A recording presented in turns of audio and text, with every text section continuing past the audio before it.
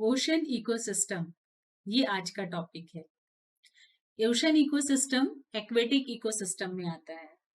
तो पहले हम एक्वेटिक इकोसिस्टम देख लेते हैं। जैसे हमने प्रीवियस क्लासेस में डिस्कस किया था, ग्रासलैंड इकोसिस्टम, फॉरेस्ट इकोसिस्टम, वो दोनों ऑलमोस्ट सेम थे। फिर किया था हमने डेजर्ट इकोसिस्टम, तो डेजर्ट इकोसिस्टम में वेरिएशन था। अब हम डिस्कस करने जा रहे हैं एक्वेटिक इकोसिस्टम। तो एक्वेटिक इकोसिस्टम ऐसा इकोसिस्टम है जहां लैंड नहीं मिलेगा, सिर्फ वाटर ही वाटर मिलेगा। एक्वेटिक इकोसिस्टम भी दो टाइप के होते हैं, जैसे जैसे है वो सब हम आगे डिस्कस करेंगे। तो एक्वेटिक इकोसिस्टम में जो एनवायरनमेंट है, जो न्यूट्रियल साइकिल है, और जो उससे जो वहां रहने वाले एनिमल्स को शेल्टर, फूड, फॉडर सब जो मिल रहा है वो सिर्फ वाटर से मिल रहा है। तो यहाँ पर एक्वेटिक इकोसिस्टम के एग्जाम्पल अगर हम देखें तो बहुत सारे एग्जाम्पल हो सकते हैं। बेसिकली इसको 4 पार्ट में डिवाइड किया गया है: ocean, lakes, rivers and ponds. तो आइए इसको देखते हैं क्या है ये सब। लेकिन उसके पहले हम बता सकते हैं कि फंक्शंस क्या होते हैं एक्वेटिक इकोसिस्टम्स के। इकोलॉजी में एक एक्वेटिक इकोसिस्टम बहुत सिग्निफिकेंट रोल प्ले करता है, क्योंकि जल ही जीवन है। आप लोगों ने भी लिखा हुआ देखा होगा ना, जगह जगह कैप्शन लिखा रहता है जल ही जीवन है, तो वही जल है ये। क्यों? क्योंकि एक्वेटिक इकोसिस्टम जो है वो न्यूट्रिएंट साइकिल का एक बहुत बड़ा फेज है। अगर पानी नहीं रहे तो लिक्विडिटी नहीं रहेगी, किसी चीज का फ्लो नहीं रहेगा। पानी जो है वास्तव में देखा जाए तो एयर से लेकर के सॉइल तक के बीच का एक कैरियर का काम करता है। किसी चीज को एक जगह से दूसरी जगह ले जाना है तो वो फ्लो हो सकते हैं इस वाटर के थ्रू। तो ये न्यूट्रिएंट के लिए एक बहुत बड़ा रिसाइकलिंग मोड प्ले करता है। वाटर के प्यूरिफिकेशन के लिए भी बहुत इंपॉर्टेंट रोल प्ले करता है। ग्राउंड वाटर टेबल रिचार्ज करने के लिए आपने सुना होगा ना कि अगर पानी को स्टोर करके रख दो, या ऑब्जर्वेशन भी, ये जनरल ऑब्जर्वेशन भी है कि जहां पे नदी तालाब ज्यादा रहते हैं वहां अगर आप बोर करेंगे तो उसमें कम डेप्थ में ही पानी निकलने लगता है, वो एरिया पूरा सरप्लस वाटर पे चला जाता है। तो इस तरह से ग्राउंड वाटर टेबल इंप्रूव होता है।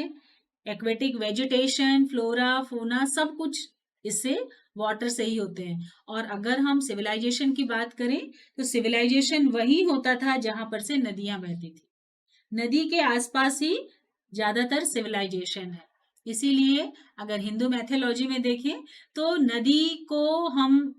नदी या तालाब को हम इतना इम्पोर्टेंट जगह मानते हैं कि वहां पर एक मंदिर की स्थापना जरूर करते हैं।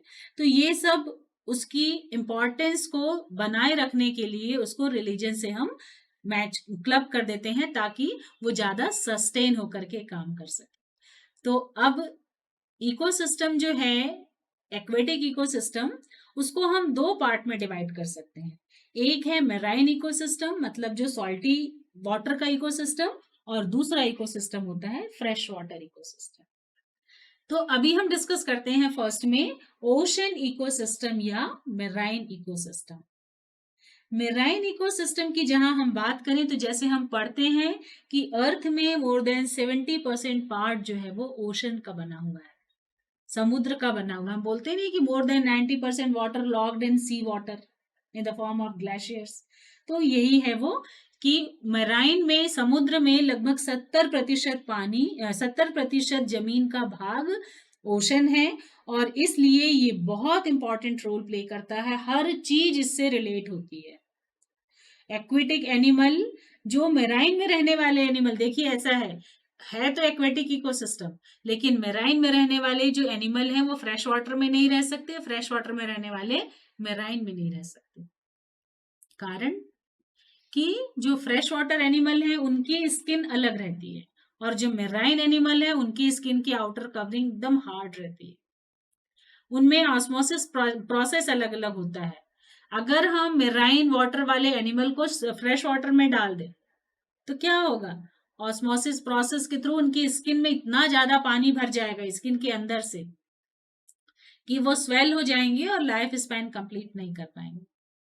और अगर फ्रेश वाटर को मेराइन एनिमल को मेराइन में डाल दिया जाए, समुद्र में डाल दिया जाए, तो उनकी बॉडी का जितना पानी है वो निकल करके बाहर चला जाएगा। इसको आप एक छोटे से एग्जाम्पल से भी कर सकते हैं। बारिश के समय में अर्थवर्म बहुत ज्यादा निकलते हैं। तो अर्थवर्म क्या है? फ्रेश वाटर वाले हैं। अगर उसमें आप थोड़ा सा सॉल्टी वाटर या नमक डाल दीजिए तो क्या होता है कि उसकी स्किन से पूरा पानी निकल जाता है और तुरंत वो उनकी डेथ हो जाती है।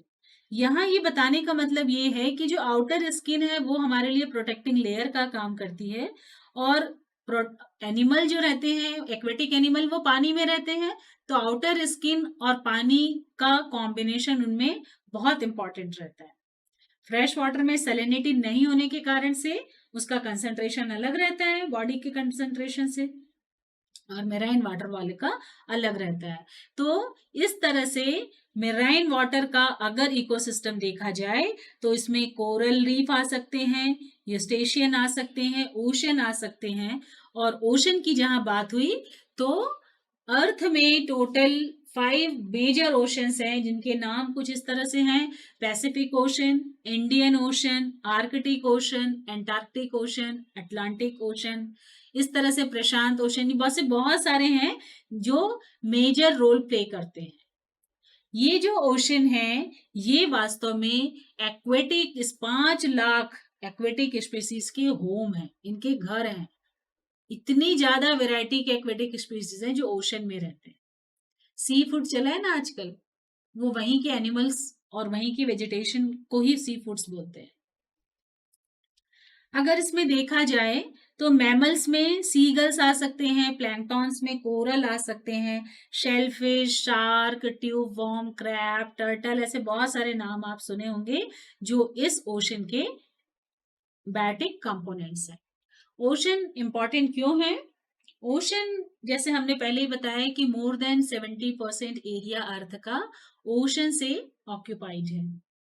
तो भाई जो चीज ज्यादा रहेगा तो उसका इफेक्ट भी उतना ज्यादा आएगा। तो ओशन का इफेक्ट जो है वो ग्लोबल क्लाइमेटिक टेम्परेचर रेगुलेट करने में, क्लाइमेटिक रीजन या क्लाइमेटिक एटमॉस्फेयर रेगुलेट करने में बहुत इंपॉर्टेंट रोल प्ले करता है। और ओशन जो है वो कार्बन के लिए सिंक का भी काम करते हैं। ओशन, आपने मार्बल स्टोन नाम सुना है ना, देखा भी है, यूज भी किया है। तो ये सब कहाँ से आते हैं? एनवायरमेंट की कार्बन ही वहां पर सिंक होकर के स्टोन फॉर्म में कन्वर्ट होती है। ये लिविंग और नॉन लिविंग सोर्स के लिए भी बहुत इंटरैक्टिव और एक कोलैबोरेटिव एनवायरमेंट प्रोड्यूस करते हैं। ट्रांसपोर्टेशन का भी एक ये माध्यम बनते हैं। तो इस तरह से ओशन बहुत इंपॉर्टेंट है लाइफ में। अगर हम ओशन का स्ट्रक्चर देखें, देखिए नॉर्मल फ्रेश वाटर के जो टैंक्स रहते हैं नेचर में, उनकी डेप्थ और ओशन के डेप्थ में बहुत फर्क रहता है। पानी का तो फर्क है ही डेंसिटी का, लेकिन डेप्थ का भी बहुत फर्क रहता है। और डेप्थ में फर्क होने के कारण से ओशन के बेसिकली 3 जोन में बांटा गया है। 4 जोन भी बोल सकते हैं अगर हम सरफेस को मिला ले तो अगर हम देखें तो ओशन का जो सरफेस वाला जोन है वो तो सरफेस हो गया। सरफेस के जस्ट नीचे 200 मीटर की गहराई वाला जो पार्ट रहता है वो कहलाता है यूफोटिक जोन।